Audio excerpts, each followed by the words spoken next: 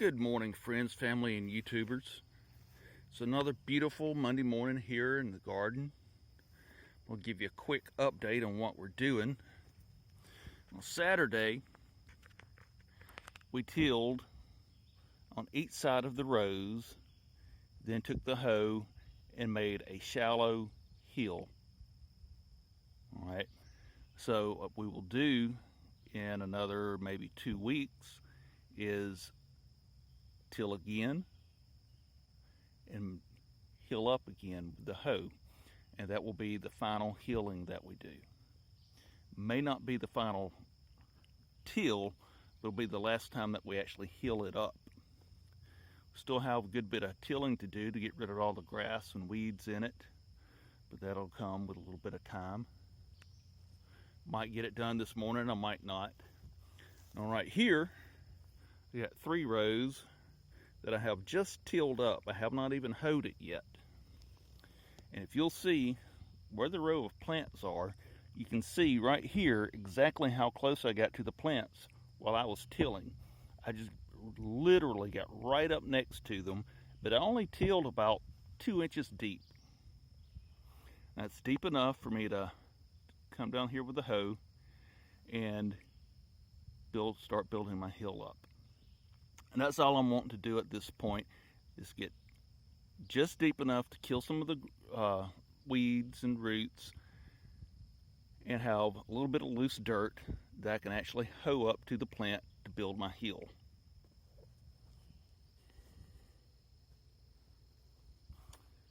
And if the rain will hold off long enough, I will actually go between all the rows this morning and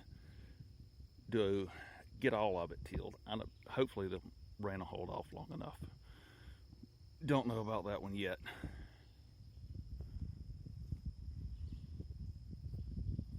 And everything has come up really nice except the last row of each one that we planted actually came up thin. The last row of peas,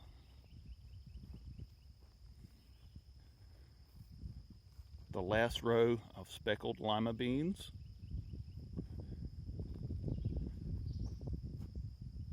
the baby limas, actually the second row and the last row that we sowed, they came up thin. If you can see down here on this end, the baby limas are very thin down on that end. They're a little thin on this end, but even more so on that end. We'll come down here. We have a squash that come up from last year. There were a few gourds that we did not harvest and just left them. And the seeds have germinated and come up here. Here. I have one right here. I have a big cluster of them right here. We went around them Saturday, but I think I'm actually just going to till those under and not worry about saving that cluster. So we have another one here. And what I may actually do is dig one of these up, or 2 of them up, and move down here. This area, well, here we go. Here's one here. So, yeah, probably just put one plant in between here and up there.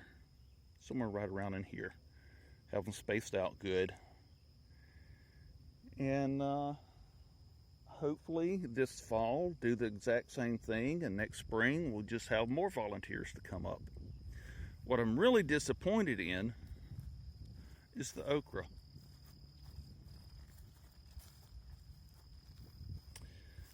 Here on this row, I don't think we've had a single seed to germinate and come up.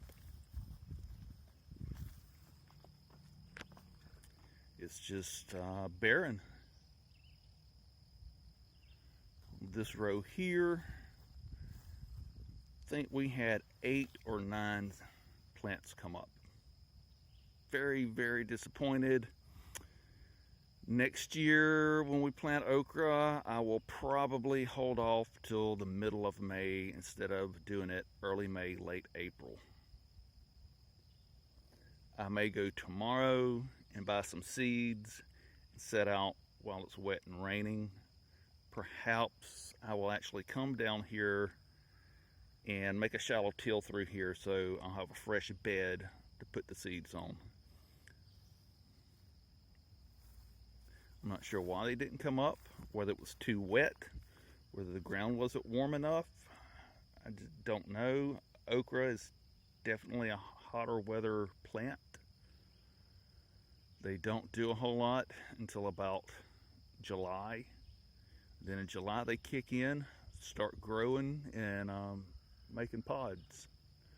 So could be that it was just a little early and the ground was still a little cold, especially with the rain coming down on it. Probably a combination of the two together. I don't know. It's one of those things that you just have to think about and adjust the way you do it. And in fact, the last 2 years we've had issues with the okra. If you look up on the hill up here, the watermelons are starting to come on pretty good. I'm not going to go up there and get any film of it, but they're looking really good. Thanks for watching. I'll see you next time.